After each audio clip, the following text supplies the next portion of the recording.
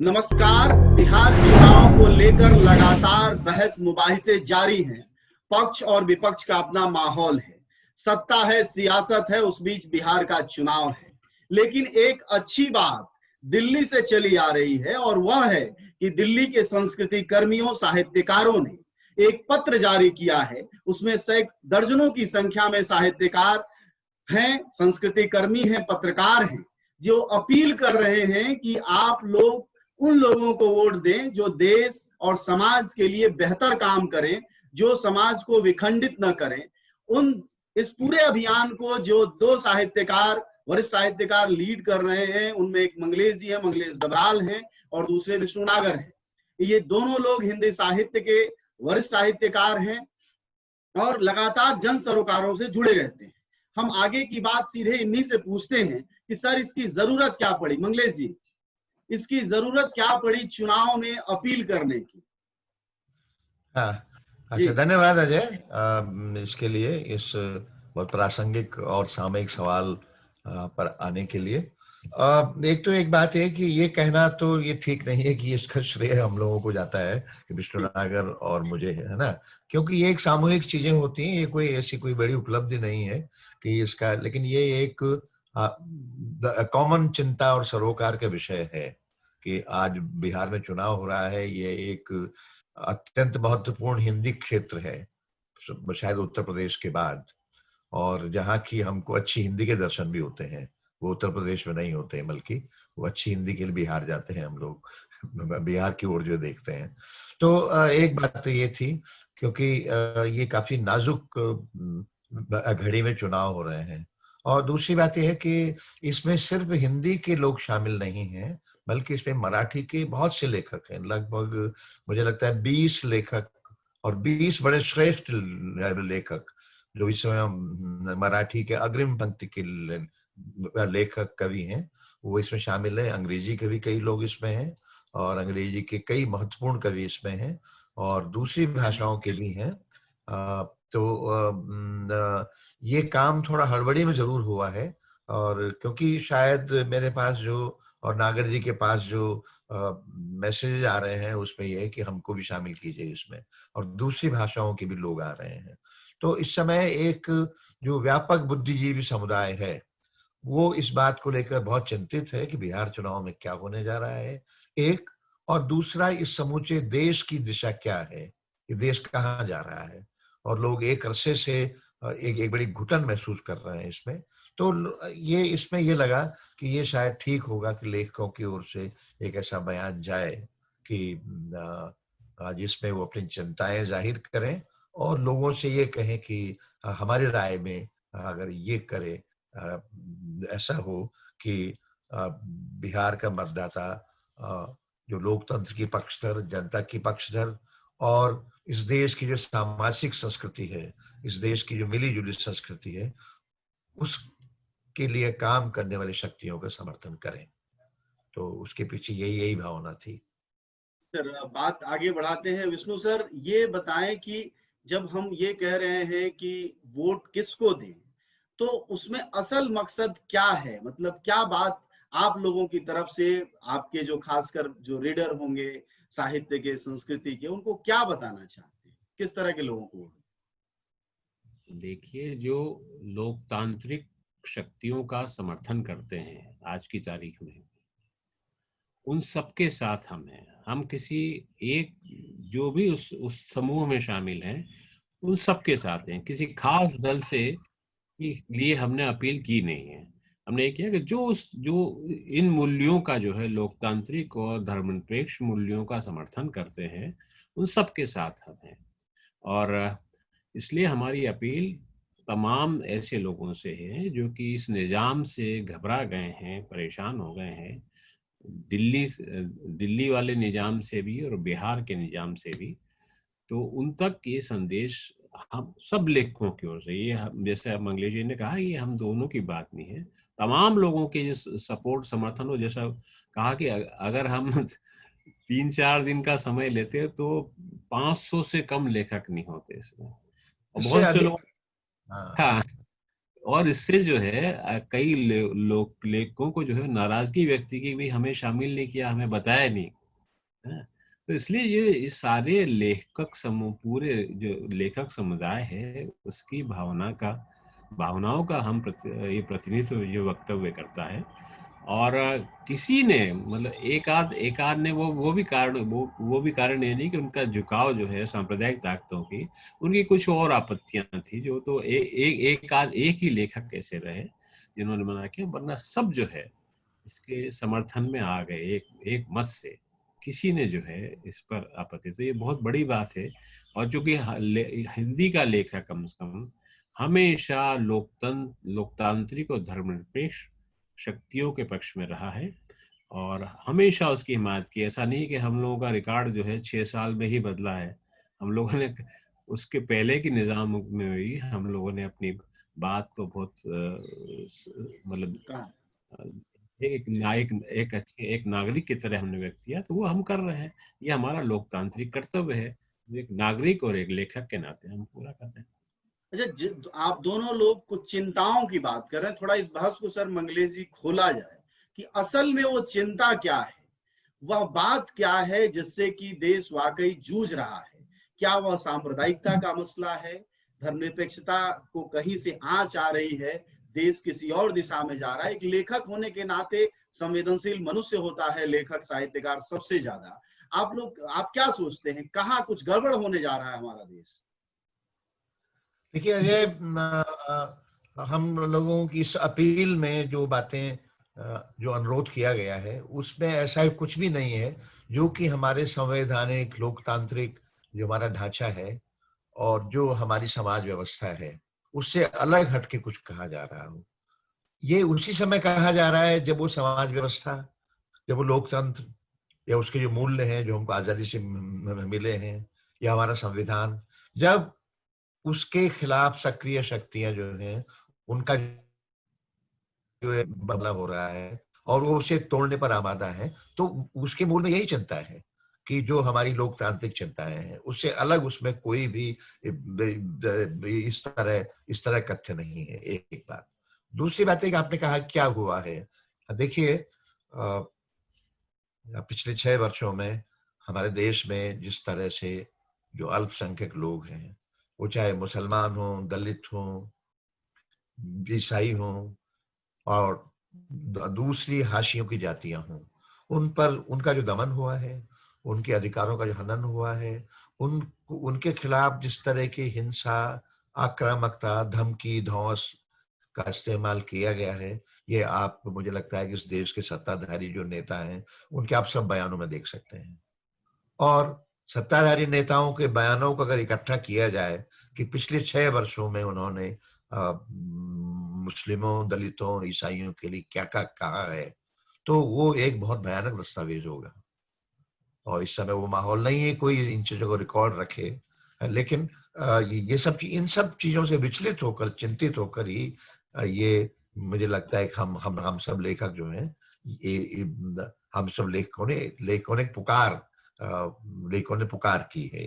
एक बात। दूसरी बात ये कि इस देश में हम अभी देख रहे हैं कि नाम गरीबों का लिया जाता है, नाम सारी वंचितों योजनाएं का, गरीबों के लिए है। हाँ, वंचितों का लिया जाता है। और सत्ताधारी हर वक्त ये कहते रहते हैं कि उनका पूरा जीवन गरीबों को समर्पित है, और जबकि सच्चाई ये है कि उनका पूरा जीवन अमीरों के लिए, संपन्न लोगों के लिए समर्पित है। इस देश के उद्योगपतियों के लिए, इस देश में हर चीज का निजीकरण चाहने वालों के लिए। आप जैसे देखिए फार्म बिल है, ये जो कृषि विधेयक के 3 जो कानून है, इसमें से सभी कानून जो है वो किसानों के विरोध में है, लेकिन कहा यह जा रहा है कि ये सब किसानों के पक्ष में है। प्रचार ये, नैरेटिव ये बनाया जा रहा है कि ये सब कुछ जो किसानों के पक्ष में है। सवाल ये उठता है किसानों के पक्ष में अगर है तो किसान क्यों उत्तेजित हैं, किसान क्यों आंदोलन की राह पर हैं, किसान क्यों पंजाब में जीवन को ठप किए हुए हैं, इसलिए कि प्रधानमंत्री मोदी ने कहा था सर कि दलाल जो है वो विरोध कर रहे हैं। अब दलाल कितने होंगे समाज में? या तो पूरा समाज किसान समाज दलाल हो चुका है। इसका अर्थ यही है। और इसमें एक मामूली सी बात यह है कि किसान कहा जा रहा है, एकमात्र मुद्दा जो कहा जा रहा है, किसान अब अपनी उपज को कहीं भी बेचने के स्वतंत्र है, कहीं भी बेचने। नहीं, सरकार ये नहीं बता रही है कि कहाँ कहाँ बेच सकता है भाई वो, क्या वो जाके केरल में बेच सकता है, या क्या पंजाब के किसान के बंगाल में बेच कैसे जाएगा वो वहां? वो क्या उसके पास ये साधन है? क्या उसके पास सुविधाएं हैं? तो और इसमें इसमें जो निजी जो खरीदार हैं, बड़े खरीदार, उनको बिल्कुल छूट दे दी गई है कि निजी खरीदार जो है वो जैसे कि बिल्कुल दूध का धुला हुआ हो, वो तो बहुत अच्छा इंसान है, वो तो आपको सही दाम देगा उसके। यानी अगर हम लोग जो निजीकरण के बारे में जानते हैं, हम लोग जानते हैं कि किस तरह निजी कंपनियां आपको लूटती हैं, आपका पैसा, आपका धन, आपका आपका सारा समय। तो निजीकरण ने क्या क्या यहाँ पर जातियां ढाई हैं हमारे यहाँ, ये सब लोग से परिचित हैं उससे। तो ये एक भोलापन, और इस तरह से इसको जो जो जो पूरा प्रचार हो रहा है, तो हम लोग तो दंग रह जाते हैं इन चीजों पर। अच्छा विष्णु सर, एक बात आप लोगों के समाज से, संस्कृति और साहित्य के समाज से, पिछले 6 वर्षों में आमतौर पर कहा जाता है कि देश में सांप्रदायिक मन जो है वो मजबूत हुआ है। तो साहित्य और संस्कृति में भी जो सांप्रदायिक मन है मजबूत हुआ है, या वो अभी अछूते है क्या स्थिति? बहुत बड़ी तादाद में उससे अछूता है, क्योंकि देखिए ये रचना कर्म की बहुत बुनियादी शर्त है कि आप लोकतंत्र और लोगों के पक्ष में खड़े हों। ये बहुत बुनियादी चीज है। अगर आप मतलब लेखक होने वो का ही धर्म है मतलब। हाँ, लेखक बुनियादी धर्म आपका ये है। धर्म क्या मतलब? वो आपकी एक आंतरिक चेतना ही आपसे ये कहती है कि ये आपका काम है, ये आपको काम करना चाहिए। तो वो कोई भी लेखक जो ढंग का लेखक है, कुछ बीजेपी के और दूसरे लोगों के आइडेंटिफाइड लेखक, उनके छोड़िए, वो लेखक भी नहीं है सचमुच। तो जो लेखक, वो उसका कोई जरूरी नहीं कि वो जो है अपने आप को कहे कि मैं वामपंथी हूँ, या तो, लेकिन जिसका लोकतंत्र में विश्वास है। अब जैसे आपको इमरजेंसी के दौरान याद हो कि भवानी प्रसाद मिश्र का तो कोई वामपंथ से कोई लेना नहीं, तो पूरी तरह गांधीवादी थे। तो उन्होंने जो है झंडा उठाया, रेणु जी ने उठाया। तो ये सब लोग तो कोई उस तरह के वामपंथी नहीं थे। तो एक लेखक होने का बुनियादी आपका वो, इसके बिना आप लेखक हो भी नहीं सकते। अगर आप जो है फासिस्ट शक्तियों का समर्थन करते हैं अपने लेखन में भी और अपने राजनीतिक विचारों में भी, तो आप कतई लेखक नहीं हो। आपकी पहली पहचान ये है कि आप कहाँ खड़े हैं, किसके साथ खड़े हैं। हाँ, मुझे लगता है ये देखिए, सांप्रदायिकता का सवाल जो अजय प्रकाश, सांप्रदायिकता पिछले 6 वर्षों में जानबूझकर बढ़ाई गई है। हमारे समाज में विभिन्न धर्मों, संप्रदायों, भाषाओं के लोग हैं, और वे एक विराट जंगल है ये। हमारा देश कोई बागीचा ही नहीं बल्कि जंगल है। इतनी भाषाएं हैं, इतने संप्रदाय हैं, इतने पंथ हैं, पंथों के भीतर से पंथ हैं, निकले हुए पंथ हैं। ये हमारी आत्मा है। ये हमारी बहुत बड़ी खूबी है इस समाज की, कि हम एक रैखिक समाज नहीं है, हम लीनियर समाज नहीं है, बल्कि हम नॉन लीनियर समाज हैं। हमारी कोई एक लाइन नहीं है, बल्कि हजारों लाइनें हैं, और उन सभी लाइनों पर जीवन जिया जा रहा है। उस जीवन के प्रति बुनियादी सम्मान, ये लेखक होने की पहली शर्त है। जीवन की जो विराट विविधता है, उसके प्रति सम्मान जो है सबसे पहली शर्त है लेखन की। उसी में फिर सांप्रदायिकता का सवाल आता है। अगर आप एक संप्रदाय के विरुद्ध एक अभियान चलाए हुए हैं, तो एक लेखक के नाते और उसके अलावा एक नागरिक के नाते भी, क्योंकि मेरा एक काम है कि मैं उसका विरोध करूं। क्योंकि बिल्कुल इस तरह आप, ऐसा नहीं है कि आप मेरे कुछ मुसलमान दोस्तों के विरुद्ध हो रहे हैं, कुछ ईसाई दोस्तों के विरुद्ध हो रहे हैं, बल्कि नहीं, आप उस विविधता को नष्ट कर रहे हैं जो जिससे इस हिंदुस्तान की आत्मा बनी है। एक बात। दूसरी बात है कि 6 वर्षों में सांप्रदायिकता को बाकायदा सरकारी संरक्षण में बढ़ाया गया है। आप देखेंगे जहां जहां भाजपा की सरकार है, वो सरकारें हैं, वहां बहुसंख्यकवाद, मतलब हिंदूवाद, हिंदूवाद का वर्चस्व बढ़ा है, उसकी धौंस बढ़ी है, उसकी धमकियां बढ़ी हैं, उसकी हिंसा बढ़ी है। तो ये पूरा इस समय इस देश का माहौल है। और रोज जब अखबार आता है तो मुझे लगता है कि मुझे उसको उठाते हुए डर लगता है कि आज इसमें कौन सी भयानक खबर आने वाली है। तो एक बात ये है। दूसरी बात ये है कि संयोग से हिंदी भाषी समाज में जो लेखक है, उसमें वो इसका शिकार नहीं हुआ है अभी तक। और शिकार हुए हैं बहुत से लोग, लेकिन सब मोटे तौर पर ये कहें कि वो शिकार नहीं हुआ है, भले ही वो इस मामले में निष्क्रिय हो या बहुत आगे बढ़कर नहीं बोल रहा हो, लेकिन उसके पूरे लेखन में ऐसा नहीं है। उसके अंदरूनी समस्याएं हैं कुछ, ठीक है, वो अलग बात है। लेकिन समाज में बुद्धिजीवी की, लेखक की क्या वक़्त है हमारे समाज में? क्या भूमिका है? क्या उसकी आवाज कहाँ तक पहुंचती है? तो ये एक चिंतनीय विषय है कि एक ऐसे समाज में जहां सांप्रदायिकरण बहुत तेजी से हो रहा हो, एक लेखक, बुद्धिजीवी की आवाज लगभग नक्कार खाने में तूती की तरह है। तो ये है, कुछ लोग अपनी तूती बजा रहे हैं अभी भी, और अच्छी बात है, बजाते रहेंगे वो। लेकिन सब मिलाकर वास्तविकता ये है। एक बात। दूसरी बात ये कि बहुत से लोग मानते हैं कि सांप्रदायिकता अलग से कोई समस्या नहीं है, सारी समस्याएं आर्थिक हैं। लेकिन भारत जैसे समाजों में, जिसके बारे में कार्ल मार्क्स ने भी कहा था कि एशियन मोड ऑफ प्रोडक्शन कुछ और है, और एक बात ये भी उन्होंने कही थी कि अनेक बार जो जो अधिरचना है वो संरचना पर हावी होने लगती है।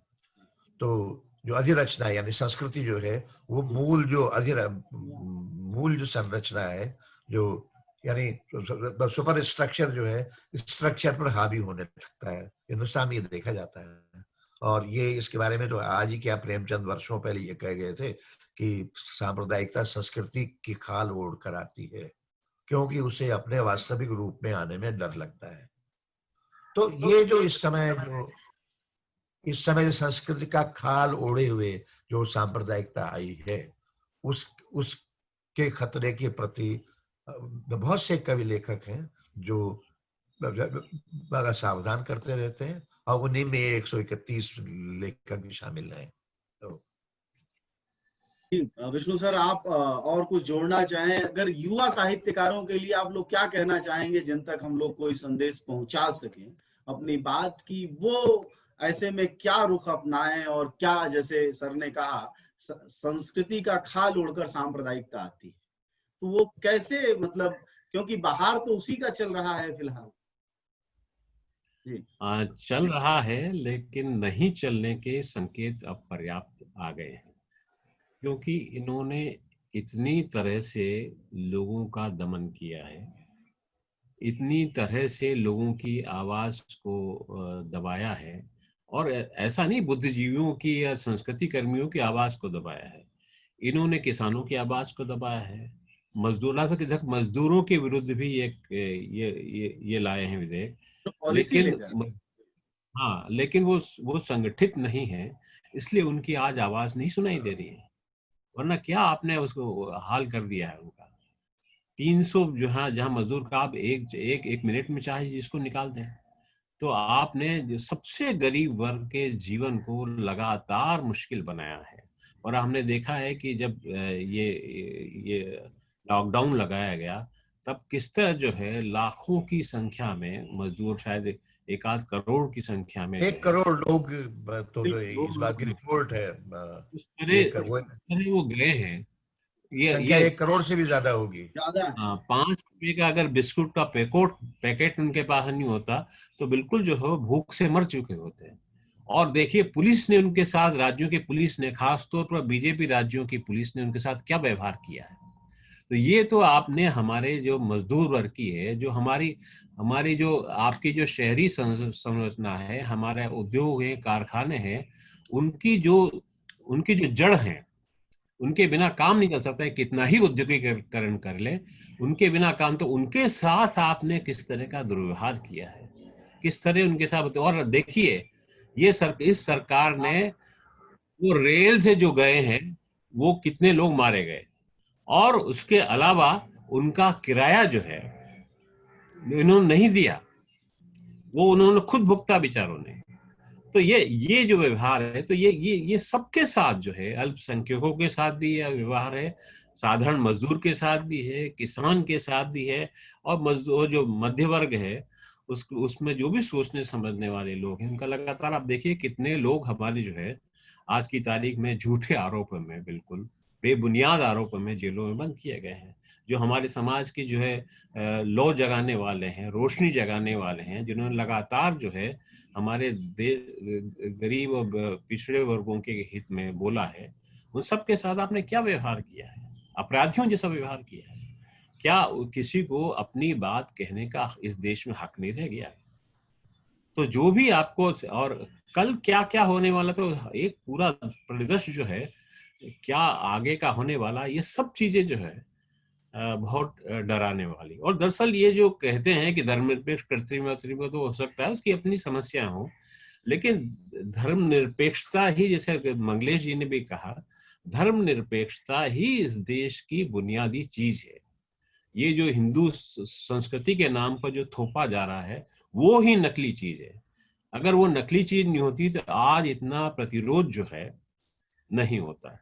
और उसने साबित किया है कि वो ये जो सो कॉल्ड हिंदू संस्कृति की जिसकी बात करते हैं, वो कतई अलग अलोकतांत्रिक है। वो कतई जो है सब लोगों को साथ लेके चलने में विश्वास नहीं करती है। वो गरीबों और पिछड़ों और दलितों और अल्पसंख्यकों को साथ लेने की क्षमता नहीं रखती है। तो वो भयानक रूप से जो है जन विरोधी है। और जबकि धर्मनिरपेक्षता के ढांचे में कम से कम जो कोई भी सरकार आती है वो इस हद तक जाने की हिम्मत नहीं कर सकती, और हिम्मत करती है तो लोग जो है ज्यादा स्वतंत्रता से खड़े हुए हैं, हमेशा खड़े हुए हैं, और उनका ऐसा दमन कभी भी नहीं हुआ जैसा कि आज की तारीख में हो रहा है। तो एक देखिए, लेखक के मुझे लिए ये कैसे लगता चिंता है कि जो प्रवासी मजदूर थे जो अपने घरों को लौटे लॉकडाउन के तुरंत बाद, लॉकडाउन ने एक तरह का शॉक ट्रीटमेंट था, एक तरह का जिसको ये एक सर्जिकल स्ट्राइक लॉकडाउन था। हाँ, बिना किसी तैयारी के, बिना किसी नोटिस के। तो वो एक तरह का सर्जिकल स्ट्राइक थी उन पर, लोगों पर। On labour class. और उनकी वापसी के दौरान जिस तरह की निर्ममता, हृदयहीनता देखी गई, वो इस बात का प्रमाण है कि भारत की सत्ता जो है अपने गरीब नागरिकों को क्या समझती है। ये इसी से जाहिर है, और कोई और उदाहरण देने की जरूरत नहीं है। और अब चुनाव प्रचार के दौरान ये कहा जा रहा है कि हमने प्रवासी मजदूरों को वापस भेजा। मैं आपको उत्तर प्रदेश में 800 बसें कांग्रेस ने भेजी कि ये आप जो प्रवासी मजदूरों को ले आइए, हम आपको ये बसें दे रहे हैं। उत्तर प्रदेश सरकार ने उन बसों को बैरंग लौटा दिया। ये इसी में क्या है, कोई मनुष्यता नहीं है, कोई मानवता नहीं है, कोई करुणा नहीं है, कोई दुख नहीं है इसके प्रति। इतना हृदयहीन व्यवहार, मैं तो काफी दंग रह गया कि ऐसा व्यवहार भी हो सकता है। अरे भले ही वो आपका शत्रु भेजे आपको बसें, अगर वो एक मानवतावादी उद्देश्य के लिए भेज रहा है तो आप उसको स्वीकार करेंगे। और तमाम जो आपदाएं आती हैं विभिन्न देशों में, तमाम शत्रु देश उनकी मदद करने के लिए बढ़ जाते हैं आगे। तो ये इस देश का हाल इस समय है, इस समाज का। ठीक है सर, ठीक है। आप दोनों लोगों का बहुत शुक्रिया।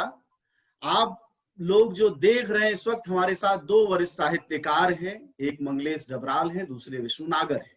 यह लोग किसी पार्टी के नेता नहीं हैं, यह साहित्य लिखते हैं, कविता, व्यंग, कहानियां, संस्कृति पर लेख लिखते हैं। लेकिन इन लोगों ने अपील की है, इन लोगों के साथ 131 लेखकों ने अपील की है बिहार के चुनाव को लेकर कि जब आप वोट देने जाएं तो देश को खंडित करने वाले, मजदूरों किसानों पर हमला करने वाले, लॉकडाउन बिना तैयारी के करने वाले और देश में फर्जी दावे करने वाले नेताओं से बचें, चाहे वह उनकी जुमलेबाजियां कितनी भी बड़ी और ताकतवर क्यों ना हो।